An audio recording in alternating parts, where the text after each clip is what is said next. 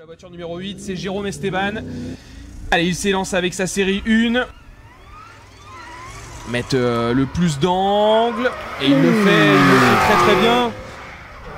C'est généreux, hein. Il se jette très très fort, Jérôme Esteban. Oh là là. On retient notre souffle à chaque fois, c'est incroyable. Cette proximité. Ce clip intérieur numéro 4 là aussi qui est bien passé. Incroyable. Super performance de Jérôme Esteban. Magnifique. Qui est donc le dernier pilote voilà, de cette catégorie élite, et celui qui était 3ème il y a encore quelques minutes est désormais 4ème, c'est Jérôme Esteban, et il s'élance pour réintégrer le top 3. Allez, il enchaîne par un bon déclenchement, c'est pas mal. Ici il y a un bel extérieur, là aussi ça va bien proche du rail, c'est vraiment pas mal du tout. L'intérieur ici est bien respecté, la vitesse est là aussi, et ce dernier enchaînement qui le conduit sur la finish line. C'est un beau passage encore une fois de Jérôme Esteban. Impeccable. Ouais, il n'y a pas grand chose à dire, pas grand chose à contester. Châssis un petit peu plus court, même train roulant. Ça va pouvoir permettre de s'élancer, d'être plus efficace. En tout cas, Jérôme Esteban, il va le tenter. Et il déclenche pour venir chercher le premier clip. Bon, et tout de suite beaucoup d'angle mis. Et derrière, on voit que Adam est peut-être un petit peu plus de mal. On sait que pour le coup, il a beaucoup de puissance, donc il va peut-être réussir à revenir. Derrière, enfin devant, on voit toujours Esteban qui met beaucoup d'angle et qui a une belle trajectoire.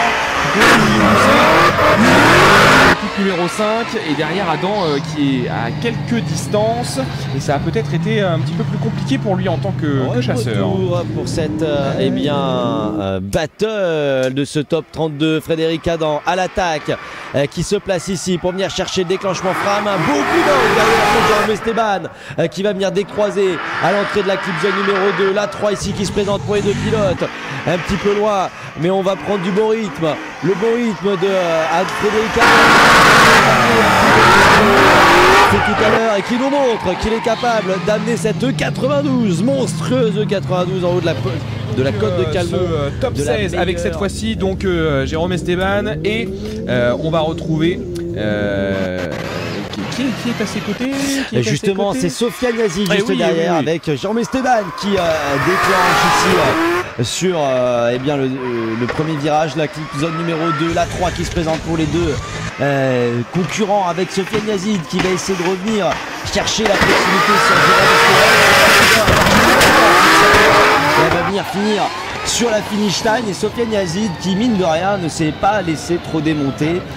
Pour l'instant, on est dans l'habitacle de Jérôme Esteban. De nouveau pouvoir s'élancer. Allez, ça y est, c'est parti. Sofiane qui prend les commandes et qui fait un gros appel contre appel, qui va déjà lécher le rail.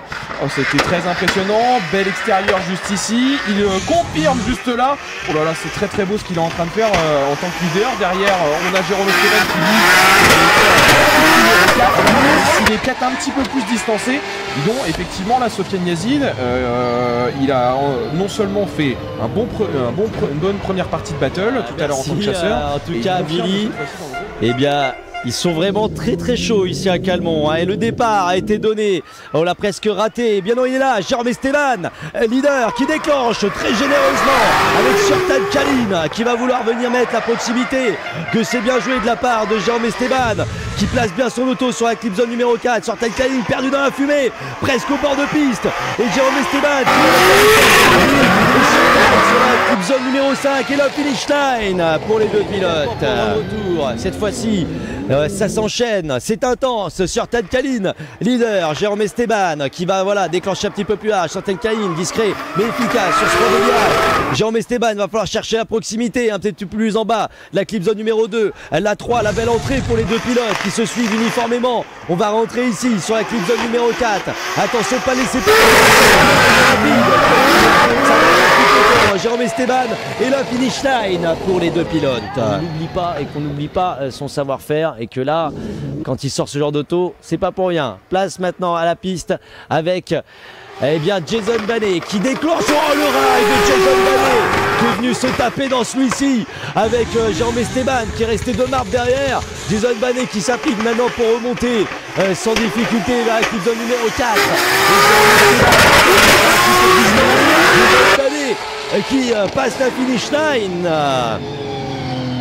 On n'a pas eu le temps de trop contextualiser ce qu'allait se passer. Eh bien, je peux vous dire que maintenant, Jason Banet s'en est... Le départ, le feu vert qui lance donc les deux autos. Jérôme Esteban à l'attaque de la côte de Calmont qui va venir se placer le long du rail. Que c'est bien joué de la part de Jérôme Esteban. Avec derrière Jason Banet qui colle coûte que coûte le véhicule de Jérôme. La clip zone numéro 3, bien respecté. Il est dans la fumée. Il sort de celle-ci. Jason Banet qui est en train de monter